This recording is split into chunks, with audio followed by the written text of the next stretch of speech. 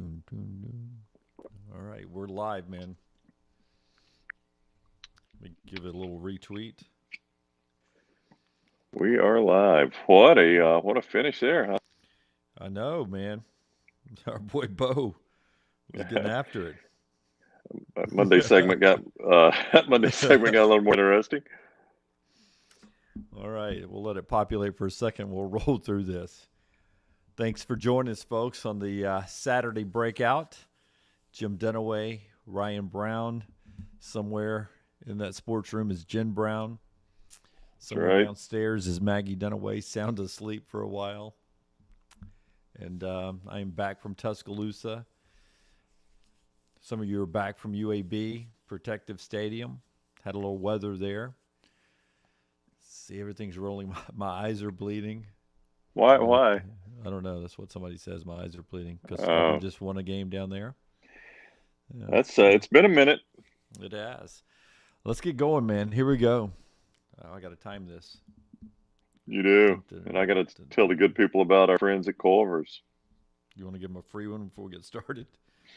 You have to let me pull the copy up, Jim. Okay, here we go. Yeah, like you guys didn't think we'd ever sponsor this. Of We sponsor everything. All course right, we here, do. here we go. 5, 4, 3, 2, 1. All right, time now for the Saturday Breakout. Jim Dunaway, Ryan Brown with you live now. And for those of you that are joining us on Saturday night, another fantastic day of college football. We'll get to all of it. And as we record this, we're reacting instantly to Auburn doing something that hasn't happened since Y2K, and that's win a football game down in Baton Rouge, Louisiana. And that's where we'll start tonight. Christopher jumps in on the chat right there. What a game. Go Tigers. Dave gives us, wow, what a finish.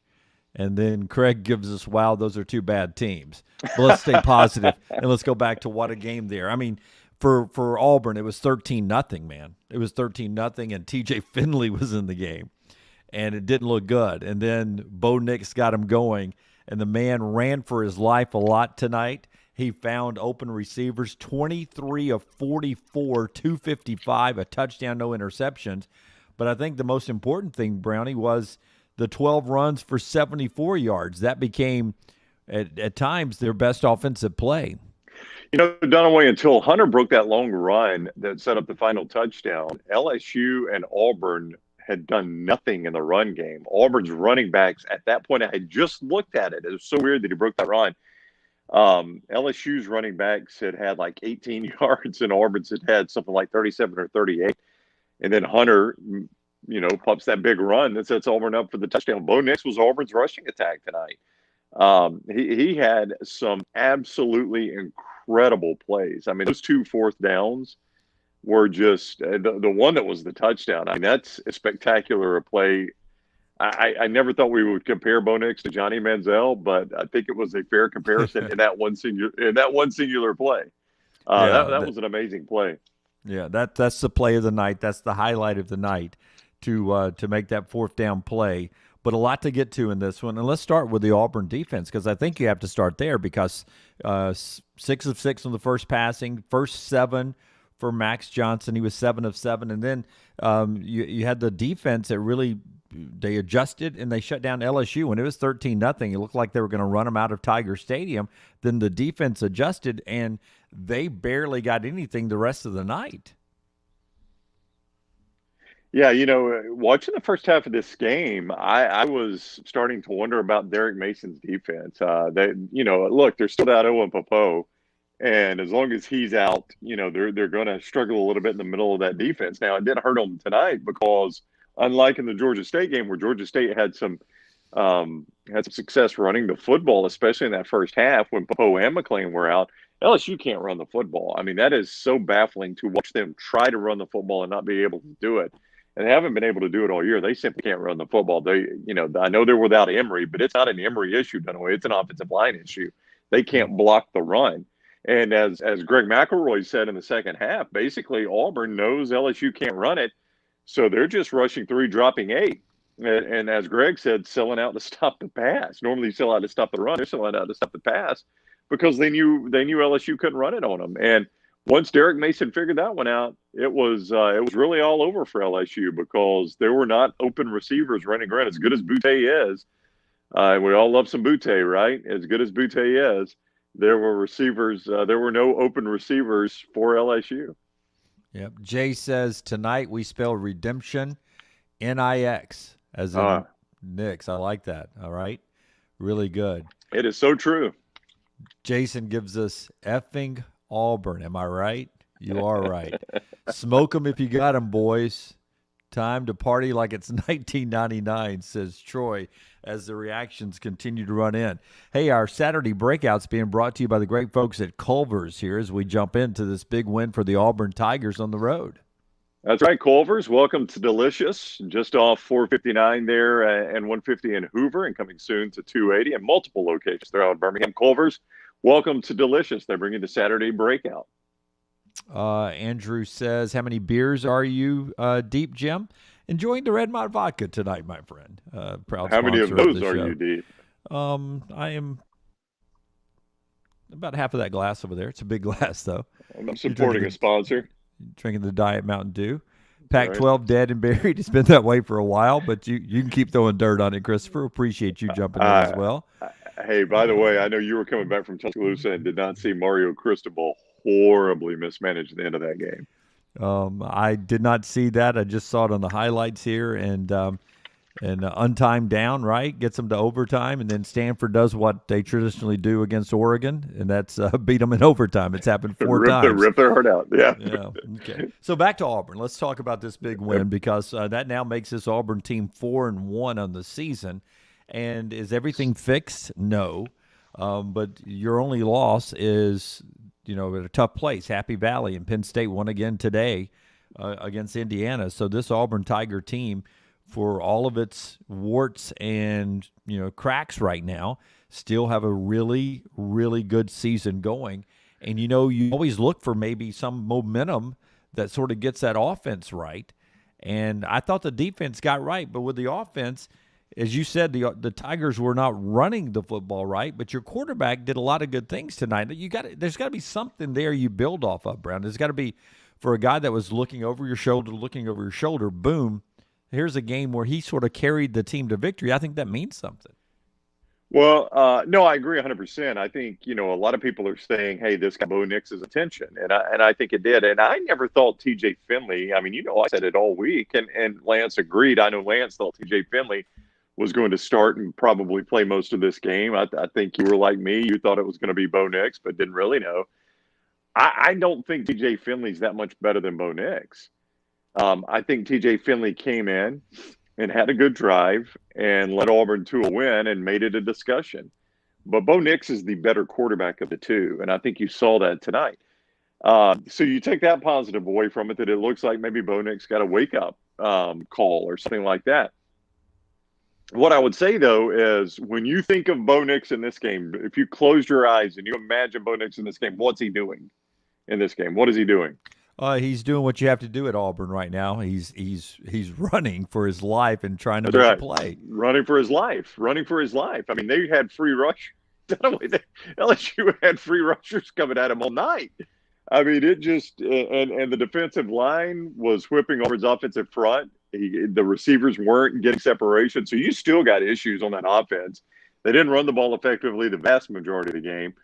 So I don't, you haven't fixed everything. This is a good win for Auburn, but they've still got a truckload of issues on that offense. Well, I mean, one of the best running backs in the country. Take Bigsby again, with less than 50 yards. He uses 9 carries for 27, and now Hunter's become the most effective runner on the team, but he only has more rushing yards because he had one run for 44 yards, and that was the game winner, basically.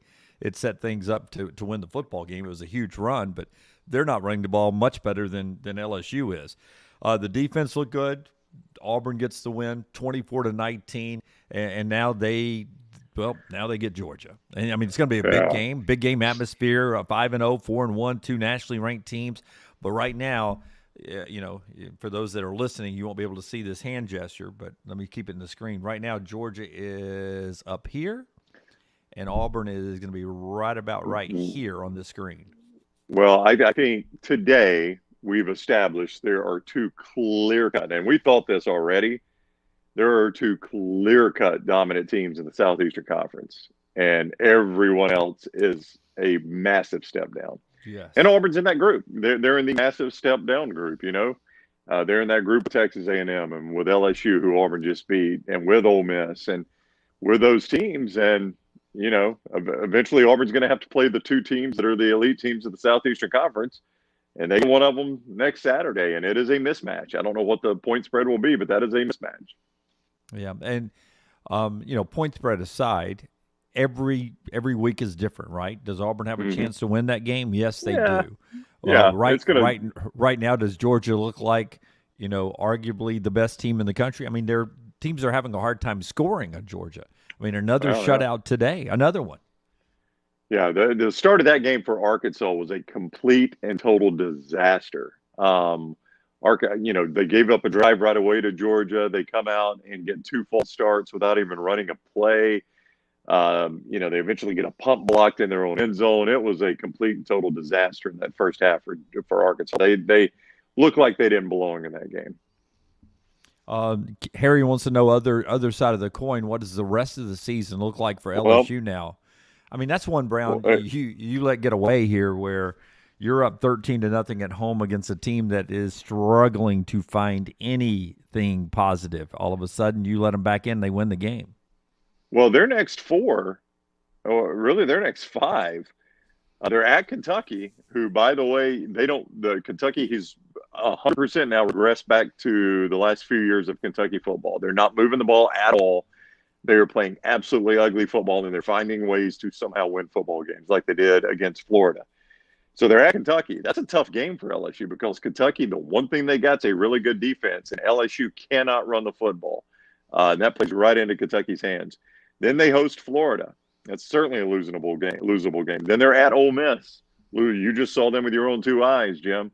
Then after the bye, they get Alabama in Tuscaloosa, and then they host Arkansas. I mean, that's a brutal 5-game stretch for this LSU team that is super one-dimensional on offense, okay on defense.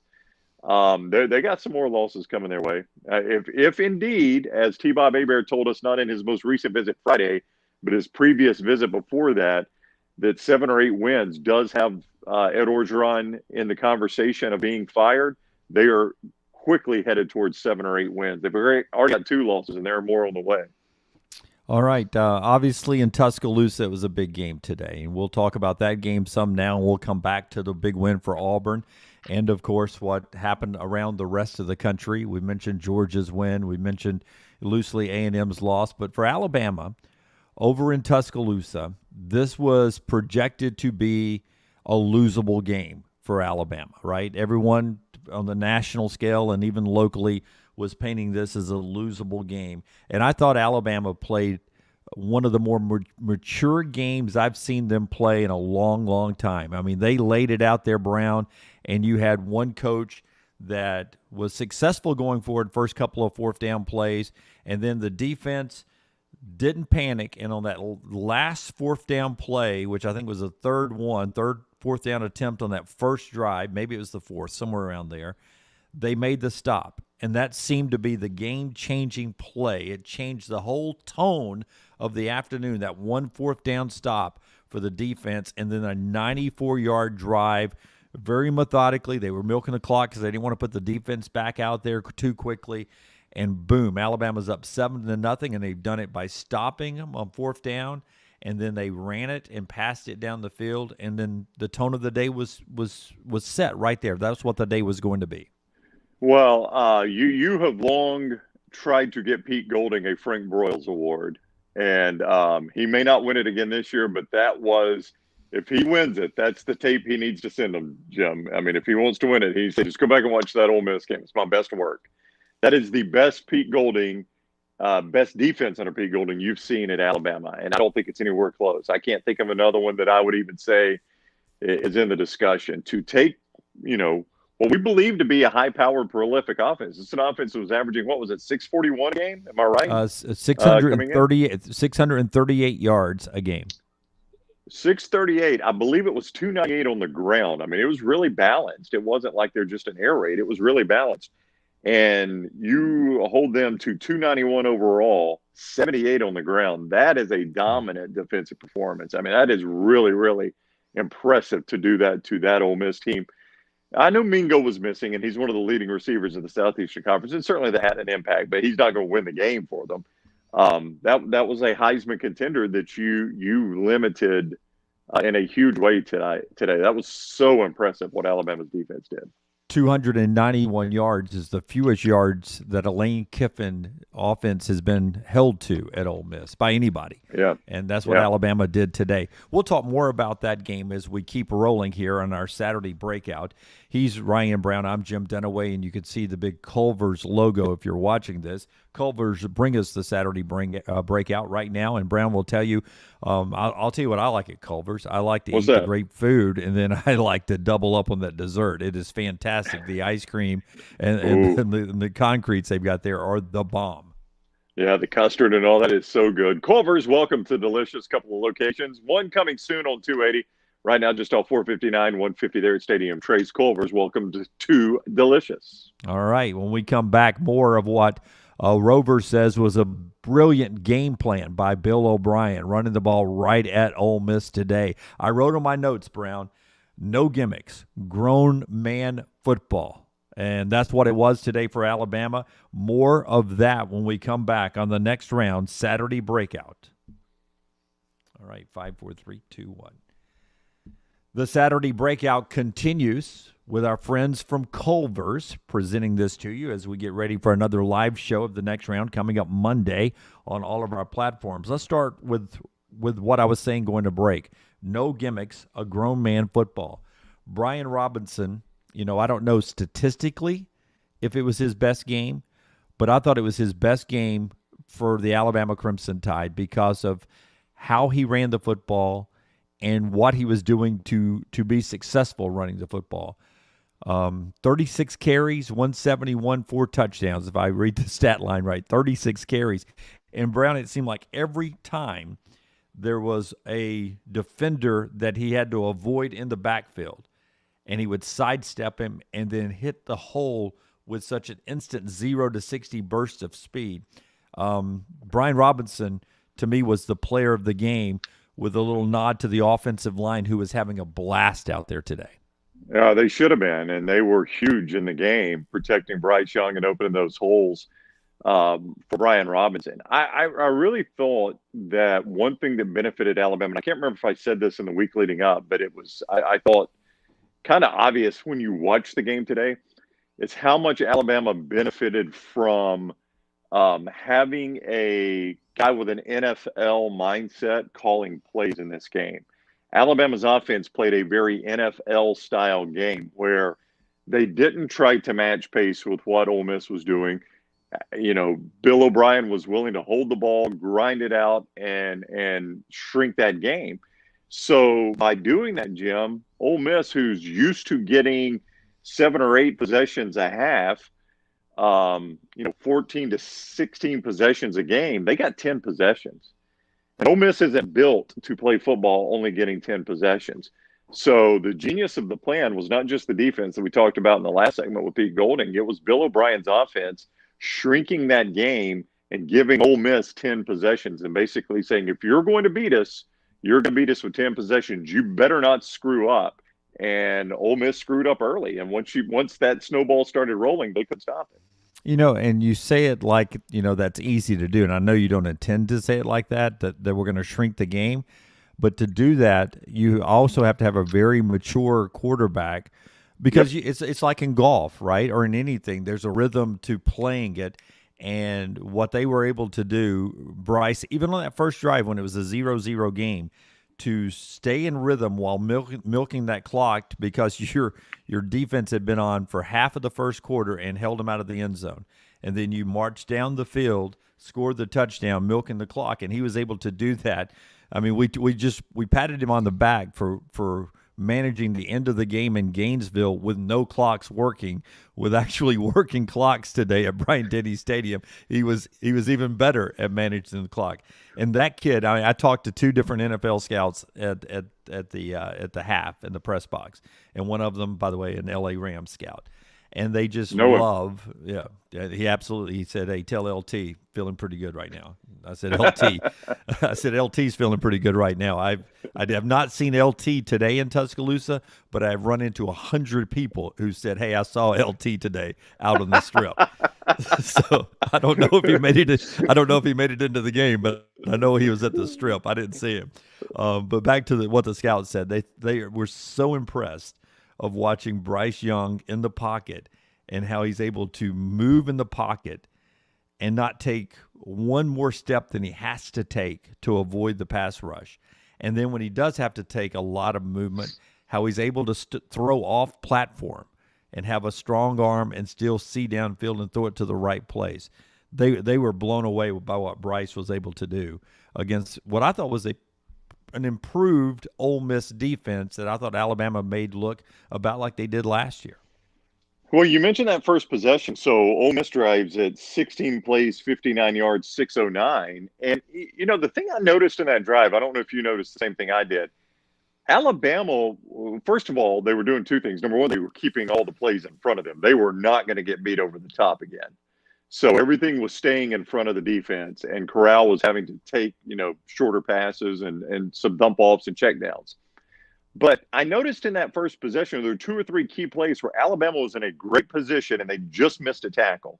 There was especially one where Malachi Moore was he was engaged with a blocker and he couldn't get both arms free. So he could only get one arm, I believe it was on Jerry and Ely, and Ely was able to pick up the first down. I thought, yeah, Ole Miss drove, but Alabama was they were in the right position. They weren't just completely confused by all of it. They had it scouted well, right? That's right. So that was a positive. And then Alabama gets the ball back. You mentioned that first drive, 13 plays, 94 yards, 631. The tone is set at that point. When Alabama is able to put that drive on them and end it with a touchdown, that was the tone setter. You knew that was going to be Alabama's game plan. And they end up with 38 minutes time of possession to 22 minutes for Ole Miss. And again, I mean, Ole Miss just isn't built to only have the 10 possessions like that. That is not Lane Kiffin's style. And Bill O'Brien, Ole Miss could not get them off the field. You're right. It takes a patient quarterback that is mature beyond his years, and that's what Bryce Young is. But it also takes an experienced offensive coordinator that knows, I'm not going to get caught up in trying to go deep every play. We're going to stay with our plan no matter what they do, and that's what Bill O'Brien did. One more thing on the Alabama game before we move on, and that was Lane Kiffin's immaturity, and I think that's what you have to call it in the first half. I mean, it worked on the first drive. Those fourth downs were huge. You were making them, but Alabama's 94-yard touchdown in the first half, that drive.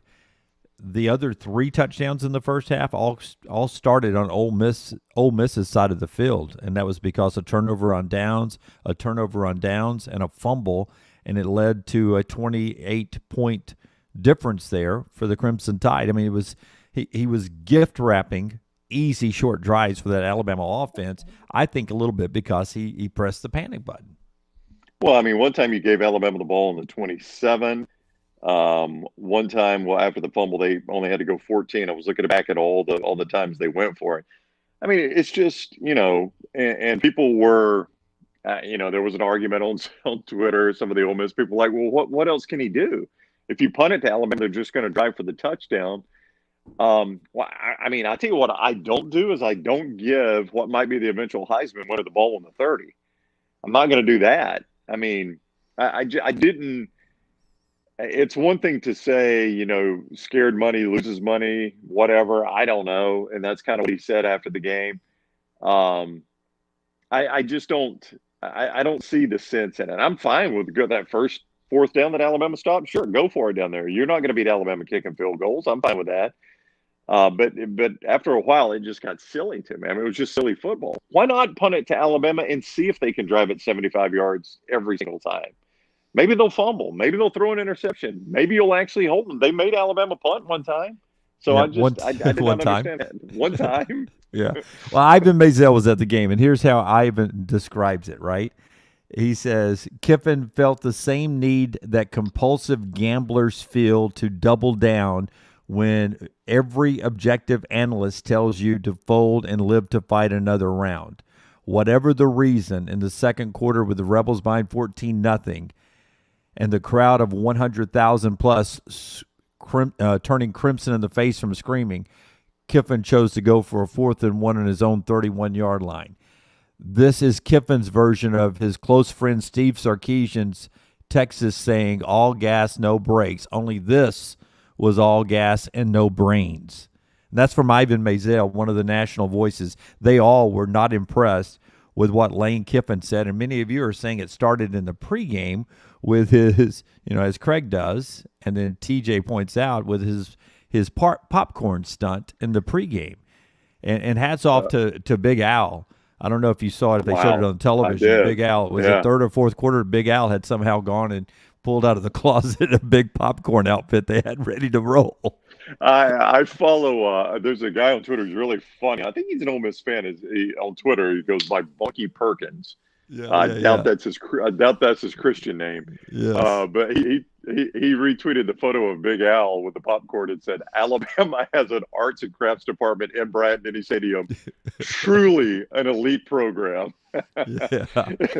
So I mean that was pretty funny, but that was so so predetermined, and he knew he was going to say the whole popcorn line, and I don't know what looked worse, the fact that he's been thinking about that for a week or two, or the fact that he put that performance up after telling people to get their popcorn ready, and you're down 28-0. I mean, that was pretty embarrassing.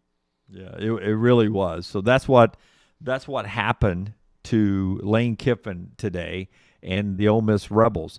And now for them, this is what I want to see happen for them and for Sam Pittman of Arkansas.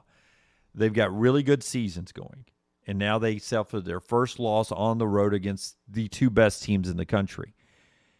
Now, can you prevent today's losses or Saturday's losses from turning into more losses down the road, or specifically for the very next week? Well, they play each other, if I remember the schedule correct. You're right, absolutely. They got each other next Saturday. So which one is able to put this loss behind them and continue on the road to having a really good season? It's going to be a challenge, I believe, for Lane Kiffin, to get the momentum back and get it rolling. It'll be interesting to see what he's able to do. Yeah, early test for both these coaching staffs to see if you can square things away, because you are, if you're Ole Miss, you're out of the West race now. If you're Arkansas, I mean, technically you've lost to an East team. Everything you want to accomplish is still in front of you. You've gotten a dose of reality. If you think you're going to beat Alabama, the way you just played Georgia tells you you're going to have to get way better to beat Alabama. So, everything you want's in front of you. If you're Ole Miss, I think it's a little bit tougher on Kiffin, because the realism now is they're done in the West. Alabama's got to lose 2 games, and those losses just don't appear. So, yeah, I mean, I think it's a huge test for Lane Kiffin to get his team squared away, and for Sam Pittman as well, and for both of them to convince their team we're better than we looked. We were just playing the elite of the elite. We're better than we looked. Hey, one of those teams is going to take 2 straight losses. And that's going to be really tough to swallow for those fan bases who were super excited coming into today, probably thinking they had a shot to win. Both of them thinking they had a shot to win those games. All right, the rest of the country. Way, yep. Go ahead. I'm sorry. By the way, I was going to say real quick, after Ole Miss gets Arkansas, they get Tennessee, who is resurrected today. Tennessee absolutely destroyed Missouri. So maybe they've turned a corner too. So I don't know. It's an interesting stretch for Lane Kiffin in Arkansas following this. Yeah, but you listened to me during the week. You knew that was coming. I told you that Missouri was horrible at stopping the run, and that was going to be perfect for what Tennessee does, because Tennessee can't throw it. All they can do is run it. So it was the perfect time for the Vols. We'll talk about that game and all the other games that went on in the country, and get back to Alabama's big win over Mississippi and Auburn's big win down in Baton Rouge. This is our Saturday breakout as you listen to us counting down to Monday's live show at 9 a.m. Central Time with the next round, and it's brought to you by the great folks at Culver's.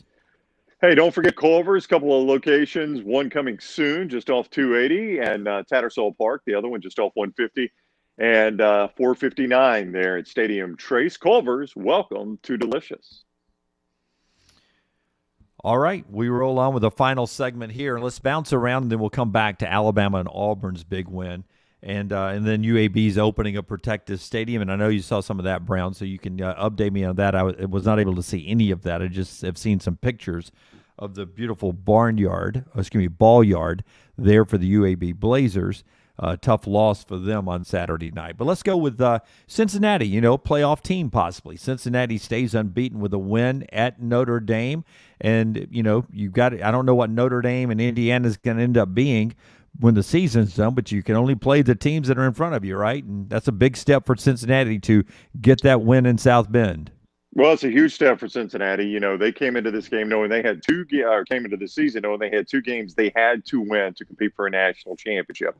One was Indiana, and they were down 14-0, looking to go down worse, and flipped that game in Bloomington and found a way to win it. And the other one was today, and they did the exact opposite today.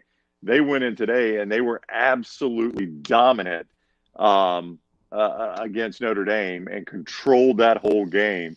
So now they've got the two wins behind them, Dunaway, and in many ways, they'll disappear for a couple of months. They'll fall off the radar, and then it'll come December, and they're playing for the American Championship. And if they are still undefeated at that point, it'll be like, oh, yeah, don't forget Cincinnati, guys. You haven't been watching them because they've been playing a bunch of Friday night games in Nowhereville, but they're still undefeated. So in a lot of ways, they're about to disappear while these other major conferences battle it out. But there's a really good chance at the end of this season they're undefeated with wins over Indiana and Notre Dame. Oklahoma, they won another one-score game. I mean, it has been the Cardiac Sooners all season long, but they get it done 37-31 against Kansas State. Weird game. If people weren't watching the end of that one, there was an onside kick that was called a double kick. I have never seen it. It's like a double hit in golf. The kicker apparently hit it twice with his foot, and it wiped off an onside kick. That is kind of a house of horrors for Oklahoma. Last time they went, they got shellacked. But they do not play Kansas State well, and Skylar Thompson kind of went Willis Reed on everybody. Everybody thought he was going to be out. He ends up being able to play, and that was a much closer game, I think, than people thought it was going to be, unless you follow that series and know it's always close to Kansas State and Oklahoma. But you got to give them credit. That's been a tough place for them to play, and they found a way to win there. And now we get the Red River next week with a rejuvenated Texas team who has found their quarterback. And Sark's got the Longhorns playing pretty well, so that's a really interesting game next Saturday. Yeah, tough win for Texas, but they beat TCU. Back to Oklahoma's offense for a second. I mean, if you think LSU's trying to figure out how to run, Oklahoma's trying to figure out how to play offensive football. Last year, they averaged 494 yards a game. They haven't gained more than 430 yards against an FBS team this season. And they got outgained today by Kansas State, 420-392. They're lucky to win the football games they're winning right now. That's why they all end up being one-score games. Yeah, it is so strange the way they're playing because you're used to seeing them go up and down the field, and they are struggling to do it. And while Rattler's numbers weren't awful, 22 of 25, 243, 2 touchdowns and a pick, he did throw the interception. He got off to a terribly slow start. And they're not able to push the ball down the field. It's a lot of short completions. Teams are keeping, like we talked about Alabama doing with Ole Miss, they're able to keep the offense in front of them. And they are having trouble. I know they scored 37, so it kind of sounds crazy saying this, but they're having trouble scoring points. And that's got to be super concerning. That defense that has been much maligned is actually playing better now. Now they can't find a way to score points consistently. The other Oklahoma team, Oklahoma State, now 5-0, as they took it to Baylor 24-14 in Stillwater. The third consecutive 100-plus yard game for Jalen Warren and Oklahoma State. So we've got the Red River next week with Texas and Oklahoma. Do you feel like Oklahoma State will keep their hand in this race a little bit? Well, I don't know. It'll be interesting because they get a bye and then they get Texas. So Texas is about to go on the Oklahoma swing. They play Oklahoma and Oklahoma State in their next two. I don't know. It's interesting. Texas, if they played it today, it'd be 4-1, 5-0. It'd be a heck of a matchup. We'll have to see what Texas does in the Red River. But their next two are Texas, Iowa State, and then they play Kansas, West Virginia, TCU, Texas Tech before they get to Bedlam. It is far from a backbreaking stretch for the rest of the Big 12 they have there. I think this schedule sets up pretty well for Oklahoma State. if they can get past Texas, they may go into Bedlam undefeated, and you could have Bedlam 2 consecutive weeks for the Big 12 championship. Do you remember your upset alert this past week? Who it was? It was a Thursday night game, Virginia. And I need to address that because when I picked it, I don't want to sound like Wimp here, who has texted me nonstop today, because the line changed on the Texas game. So Wimp wants to now make his official pick on Fridays because he lost one game. But it was 6 when I picked it. I think it went off at 4. But, yeah, I had Virginia winning outright. Why do you ask? Yeah. Well, But mine was. I said Sanford 1,000 times, but I didn't pick them. Yeah, well, Pitt. I was the other side of Pitt. I think I said Georgia Tech. I can't remember. Oh, or maybe I just thought Pitt. Yeah, or maybe I just thought Georgia Tech was going to win this game, or maybe it was just my my headline. I always get all of our segments confused. But Pitt and Kenny Pickett threw 4 touchdowns. They beat Georgia Tech, so Pitt stays in the ACC race a little bit. Michigan got the win at Wisconsin. Everybody was saying they were not going to be able to get the win. They did, 38-17. Wolverines, Big Blue, the Maize and Blue, hanging in there. What do you think of the Wolverines? I mean, they just keep finding ways to win. My takeaway more from that game is about how bad Wisconsin is. Wisconsin has played some really, really bad football of late. They are bad at quarterback, and unfortunately, Graham Mertz, he had to go to the hospital after the game. He got popped in the ribs. But again, Michigan's, actually threw the ball a little more in this game than they have. It was weird. They went to their backup quarterback, and just out of the blue, Jim Harbaugh throws his freshman backup in there. But ultimately, they threw for more than they ran, which has been against the script for Michigan. 253 through the air, just 112 on the ground. That's something to watch for Michigan, Jim. Their last 2 games, they've both been wins, but both times they've been limited on the ground a little bit. And that's where they've kind of made their, that's been their bread and butter is running. Resurgent Nebraska team, who's actually playing a little bit better next week. Northwestern, who just got destroyed today by that Nebraska team. And then Michigan State in 3 weeks, the day before Halloween. That's an interesting game. I think Michigan's probably undefeated going into that game against Michigan State. Wake Forest, they stayed perfect as they beat out Louisville 37-34. And then Clemson, boy, at the end of that game against Boston College had about 4 tries at the end zone at the end. And Clemson holds them out for a 19-13 win. Even in a victory, that Clemson offense is struggling. They are. I mean, again, DJ, 13 of 28, 207. No touchdowns. They actually ran the ball a little bit better today, though. They had 231 rush yards, and that's something they have not been able to do. So they found a little bit on the ground with Kobe Pace, the running back, and, that's got to be encouraging for Dabo Swinney and Clemson.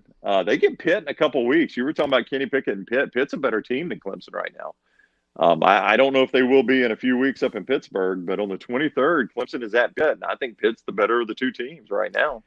Back to the SEC, Kentucky. I mean, virtually for your lifetime, Kentucky has beaten Florida twice. The second time was tonight, as Kentucky holds off Florida. Speaking of having chances to win the game down near the end zone at the end, Dan Mullen's play calling. I think they had 7 tries inside the red zone at the end of the game, and his play calling on that was not impressive at all, and Kentucky gets the victory.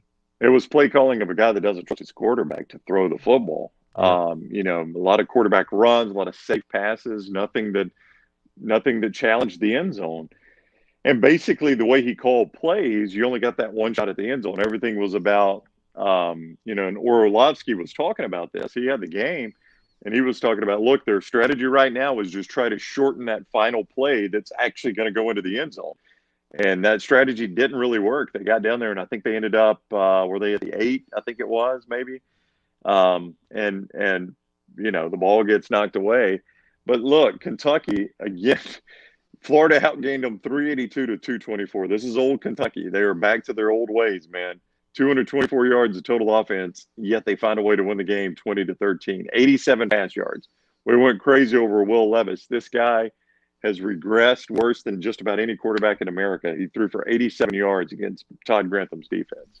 First touchdown came on a 51-yard receiver screen from Will Levis to Wandale Robinson. So, Wandale's a playmaker. Got to figure out how to get him the ball, but that offense isn't killing people either. We talked about the struggles of the people who have to play each other now, the teams that lost to Alabama and Georgia. Arkansas and Ole Miss, they play each other. For Alabama, they get Texas A&M next. And, oh, by the way, Wow. Texas A&M lost again. They've now lost 2 straight with Alabama coming to town. Will Rogers of Mississippi State, 408 yards, 3 touchdowns on the road in Kyle Field, and Hail State beat the once 7th-ranked Aggies, now 15th-ranked Aggies, soon to be unranked Aggies, 26-22. You think CBS is excited about that primetime affair they got coming up Saturday night? No. But which one would you go with? Which one would you go with? Would you go Georgia Auburn? Would you go that? If you could re-choose again right now, would you go Alabama Texas A&M at Kyle Field? Would you go Georgia Auburn down at Jordan-Hare, or would you go Arkansas hosting Ole Miss? The most entertaining of those 3 games would be Arkansas Ole Miss, but it's also the one with the least meaning. At least if you've got Georgia Auburn, you bait people into thinking maybe Auburn pulls the upset at Jordan-Hare Stadium and ruins, a hunt for a national championship for Georgia.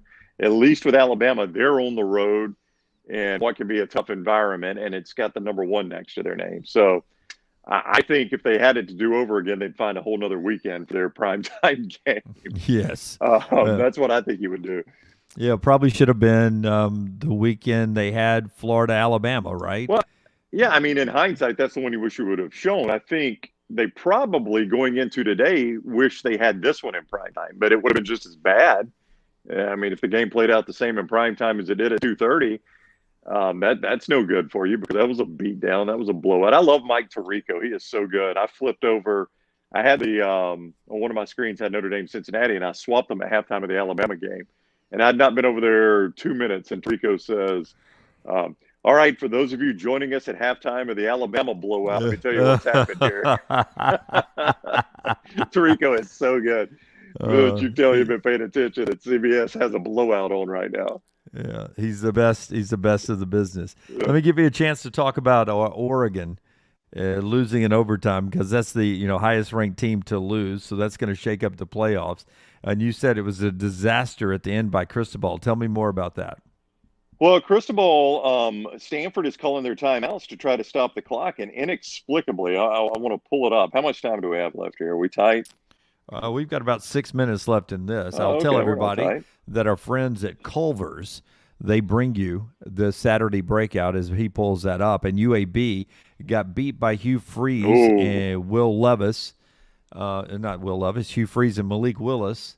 Pretty bad beatdown in the home opener in front of the nice crowd, and not a sellout. I hear. I wasn't there, but somebody told me you could still get tickets. Not the hard sellout I thought it was going to be, but still it looked beautiful. The pictures I saw. Yeah, stadium looks great. I was a little disappointed with the crowd. Not going to lie. I don't know if it's sold out officially or not, but it wasn't a capacity crowd. I was thinking the crowd would be a little bit bigger. Pretty big storm blew through here though, just before. So I don't know how that affected. But Culver's, by the way, welcome to Delicious. They're bringing you the show tonight. I will say, here's what happened. It was a complete meltdown by Oregon. So, Jim, they've got the ball with first and 20 after a penalty, 2:12 to go. They get a couple penalties, false starts. And they run a play. Stanford calls their first timeout. And then on 2nd and 18, they're on the Stanford 47, up by a touchdown. 2nd and 18, he calls a pass play. Now, Joe Moorhead was not with the team. I don't know if it's COVID-related or not. It said non-virus related. Okay, so when you just automatically assume that now when an assistant coach isn't with the team.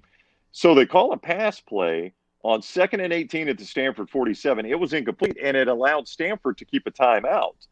That will come back to haunt them. We just go ahead and tell you. So then they run it on 3rd down. Stanford calls their second timeout, and they punt with 1:59 to go. So either they would have punted at 1:59 and Stanford's got 0 timeouts, or if Stanford kept that timeout, they would have punted at about 1:10. Well, if you didn't watch the game, It then took, and this is, I can't entirely blame this on Cristobal, but you had a targeting and a face or a personal foul, late hit on the quarterback, back-to-back 30 yards of penalties that got Stanford down there, and they still had that one timeout. They ran a bad run play, burned the last time out, and then on the final play of the game, they get a pass interference. They get one on time down, throw a fade. They threw 3 consecutive fades and finally completed one on the untimed down. Just Cristobal throwing the football, Jim, and allowing Stanford to keep that timeout. And then when it comes down to an untimed down, those are the types of things that come back to haunt you when you lose a game like that. All right. Give me a minute reaction to, not a minute reaction, quick reaction to all of these SEC scores today. Vandy over UConn 30-28. South Carolina over Troy 23-14. You don't have to react to those. I just want to get those 2 scores out there. Okay. Thank you. Tennessee 62, Missouri 24. Give me a reaction. Yeah, I mean, very impressive. Like you said, they know how to run the football, and Missouri is not a very good football team, but a very, very impressive game. 458 on the ground for Tennessee.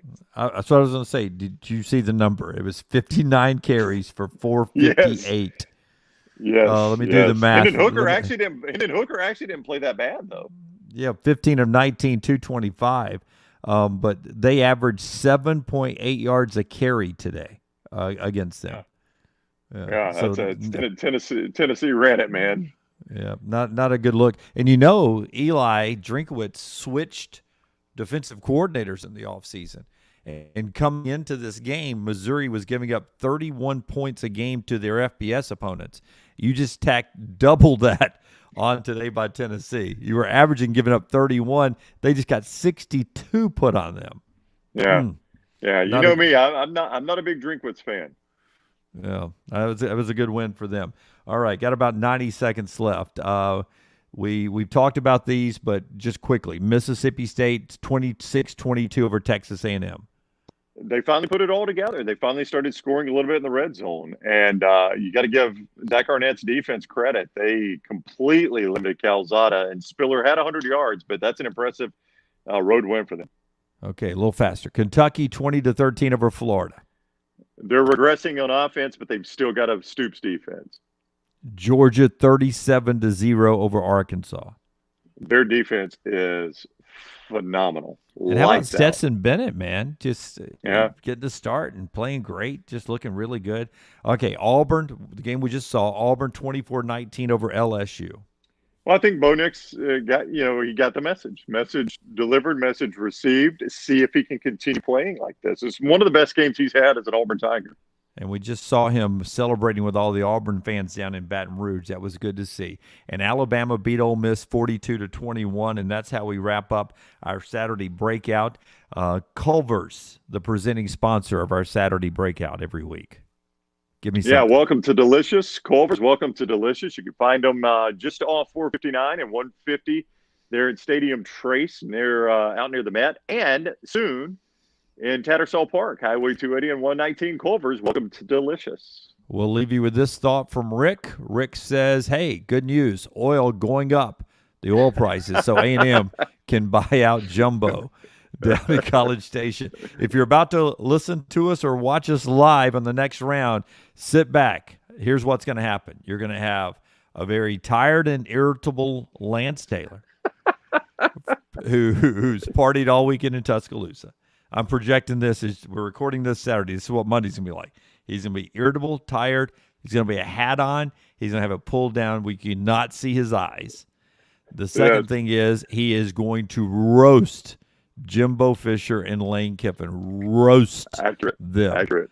So that's what you're in store for coming up. He's going to be irritable with me. He's going to be irritable with me. He's going to do 70 stake bets, and it'll be absolutes all over the place. Get ready. Get ready. All right. As somebody once said, get your popcorn. Get your popcorn ready. And Bo Nix at 11. How fascinating will that interview be?